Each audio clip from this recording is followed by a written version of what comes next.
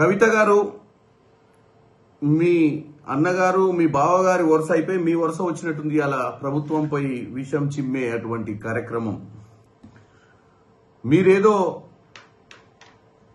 కాంగ్రెస్ ప్రభుత్వానికి గోదావరి కృష్ణా జలాలపై చిత్తశుద్ధి లేదు అని చెప్పే ప్రయత్నం చేస్తున్నట్టు ఈరోజు రౌండ్ టేబుల్ కాన్ఫరెన్స్ లో ఎక్కడో మాట్లాడినట్టు.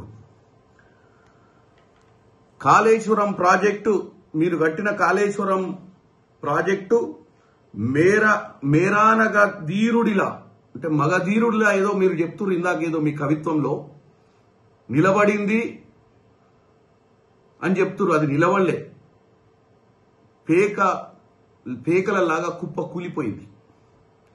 మీరు మధ్యన జైల్లో బిజీ ఉన్నప్పుడు, అరెస్ట్ అయి బిజీ ఉన్నప్పుడు, లేకపోతే పేపర్లు మీరు చదవకనో మీకు తెలవనట్టుంది.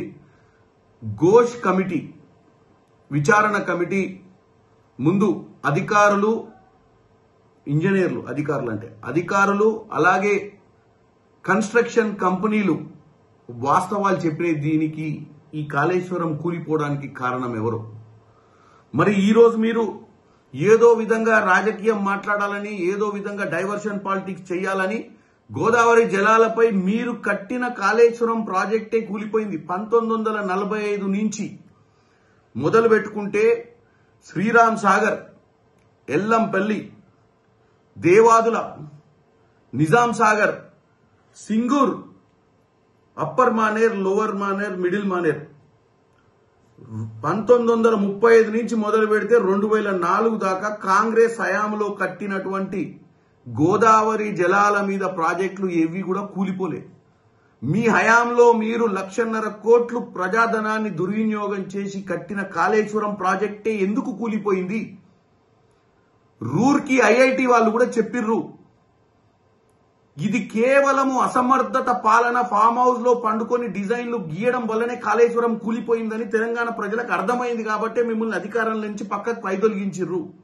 మాకు చిత్తశుద్ధి ఉంది, మేమేం చేయాలనో మాకు క్లారిటీ ఉంది. ఇకపోతే కృష్ణా జలాల గురించి చెప్తుర్రు. రాజకీయం చేయడం ఒక్కటే కాదు లక్ష్యం, వాస్తవాలు తెలుసుకొని తెలంగాణ ప్రజలకు వాస్తవాలు కూడా చెప్పే ప్రయత్నం చేయాలి. మీరు మీ అవినీతి అసమర్థ పాలన వల్లనే ఆ రోజు పోతిరెడ్డిపాడు ప్రాజెక్టులో రోజుకు 2 టీఎంసీల నీళ్లు జగన్ రెడ్డి తీసుకుపోతుంటే నిమ్మకు నీరెత్తినట్టున్నారు మీరు. మీ హయాంలోనే పోతిరెడ్డి ప్రాజెక్టు 40,000 క్యూసెక్కుల నుంచి 90,000 క్యూసెక్కుల వరకు పెరిగినటువంటి పరిస్థితి ఎవరి హయాంలో జరిగింది? మీ హయాంలోనే.